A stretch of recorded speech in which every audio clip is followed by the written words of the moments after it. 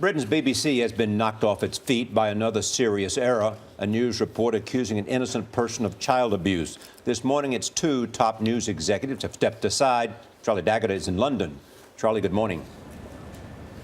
Good morning to you, Charlie. Yes, two top executives, maybe more to come after an apparent cover-up of one child sex abuse story and shoddy, inaccurate reporting of another has landed the BBC in its worst credibility crisis in years.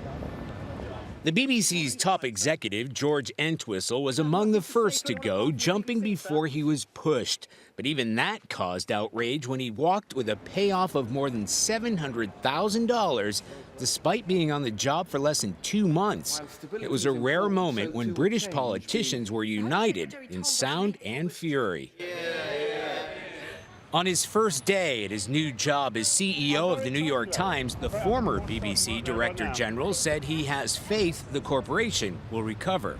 Look, like many people, I'm very saddened by recent events at the BBC, but I believe the BBC is the world's greatest broadcaster, and I've got no doubt that it will once again regain the public's trust. The person appointed as acting BBC chief, Mark Davey, is a marketing man with no journalism experience. He'll need to restore that trust in the BBC.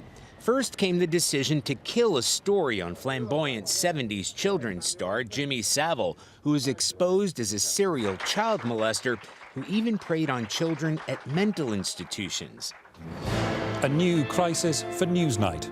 Things got even worse when the BBC's flagship program Newsnight aired a story wrongly implicating a former politician of sexual abuse at a children's home. There is, quite a shock around the BBC being such an eminent news organization and with such a history of unimpeachable reporting and journalism being confronted with, not just one failure, but two failures. A poll out this week shows now that less than half of the British people polled trust BBC journalists in the wake of the crisis. It is the first time that number has dipped below 50%. Thank you, Charlie Daggett.